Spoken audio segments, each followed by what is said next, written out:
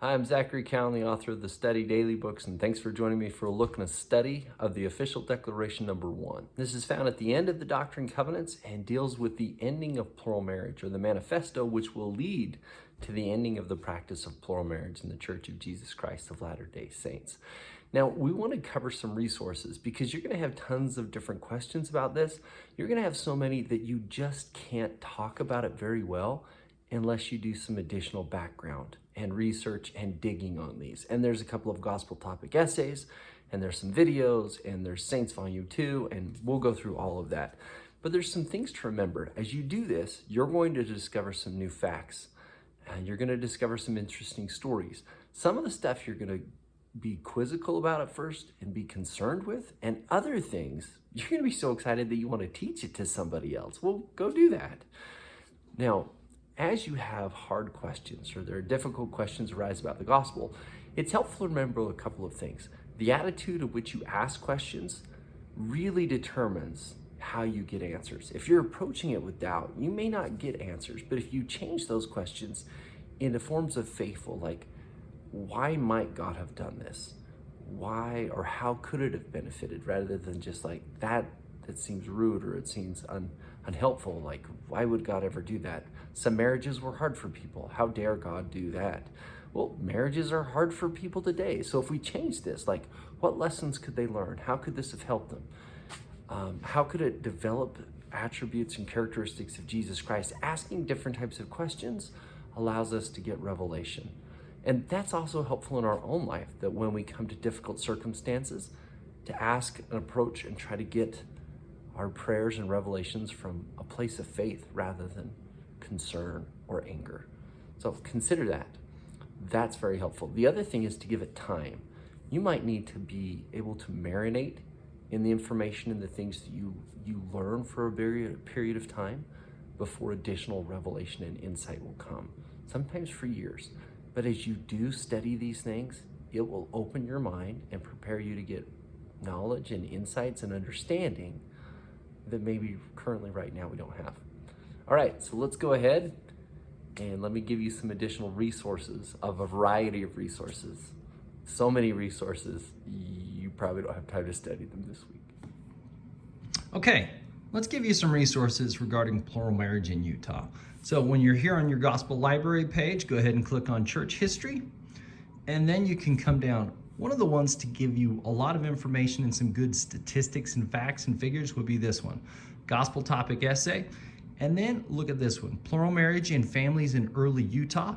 That was what it was like and what we know about it. And then also here's some more about the manifesto and the ending of plural marriage, some of the political decisions that were made and the acts the United States government had against the church. Now, if you want more of a story, here's another place you can go. Saints Volume 2. Scroll all the way to the end if you only want to study it. Reading the whole thing would be really good, but click on P. Then you can scroll down until you find plural marriage, and it's huge. Lots and lots about plural marriage, and really a woman's voice of how plural marriage was comes through the best in Saints Volume 2.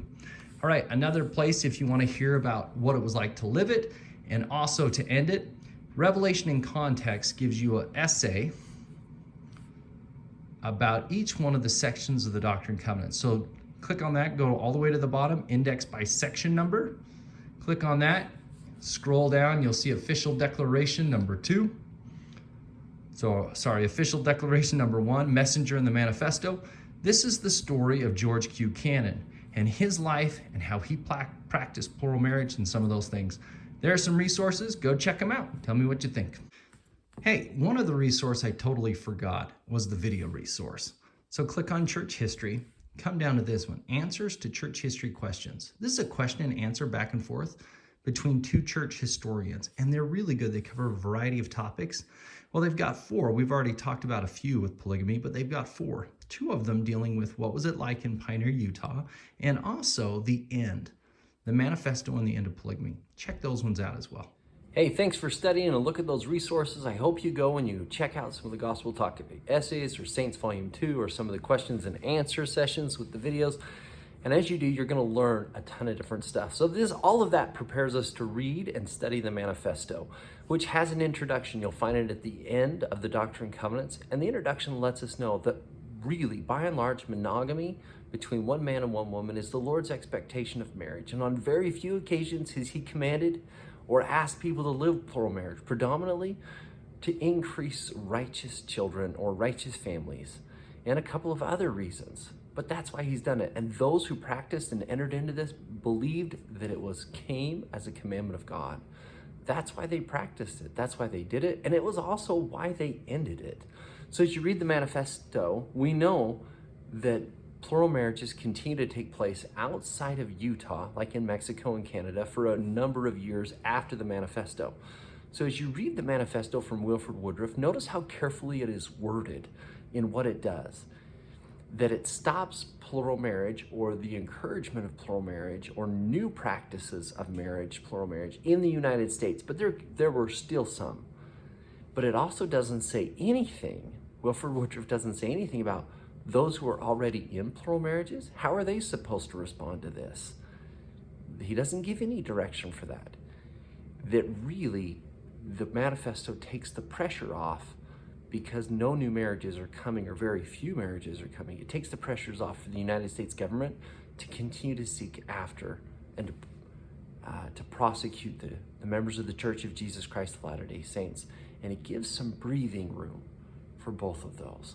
Now, at the end of the manifesto, after it's issued by Wilford Woodruff there is and it's read in conference and sustained, Lorenzo Snow gives a declaration about why President Wilford Woodruff would be the only person who could issue the manifesto, because he has the keys. And then following that statement, you have several excerpts of 3 different addresses that Wilford Woodruff gives. In the first of these, the first 2 paragraphs, he teaches some significant truths about the Lord and his prophets. Like Wilford Woodruff says, the Lord will never permit me nor any other person to lead the church astray who leads the church. Well, there is a difference between allowing a prophet to make mistakes versus leading them astray. Members of the Church of Jesus Christ of Latter-day Saints sustain prophets. We also believe that they're fallible men, that they are going to make mistakes because they're just like the rest of us. That's the plan of salvation, right? We come to earth, we make mistakes, and then God corrects us and we become better. What is not in the plan is for a prophet to purposefully lead the church astray. Prophets can make mistakes, and if they do, trust that the Lord will correct them. Whether quickly or in time, he will help people and he will take care of them. But prophets are not allowed to lead the church astray. Can they make mistakes? Sure. Can they willfully lead the church astray from following God in an opposite course? Sometimes they make mistakes. Yes, but God will put it right and send things back on track. Sometimes those mistakes might take years to overcome. Sometimes they're quicker. But God is very comfortable with mistakes. He's comfortable with us messing things up because he has total confidence that he and his son can correct and fix those things. Not to build your hope with your own family, but God is confident that you can make mistakes, and yet that you won't be led astray, or that you won't ultimately destroy your children or your marriages, that he can work with you to overcome those things. Now, as you look at the rest of these, it is a great indication, the rest of these excerpts, and you read it, look at how Wilford Woodruff received revelation line upon line as cultural and political influences around him were in upheaval.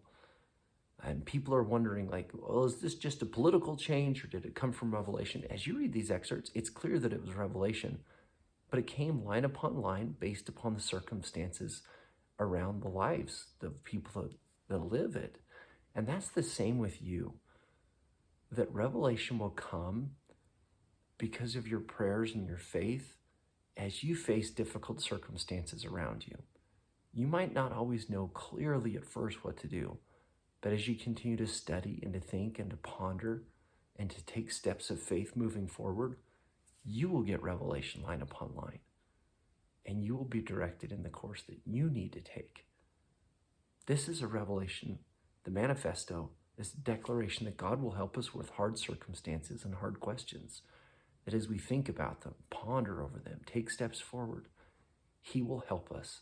He will guide us in the path that we should go. He'll allow us to make mistakes, but also he won't lead us astray. What a cool thing. I hope you have lots of new questions and lots of new insights. And I hope that as you're facing this, if there are particular hard challenges in your life, that you will go with God and trust that he will lead you line upon line to do what you need to do. Thanks for studying. We'll see you next time.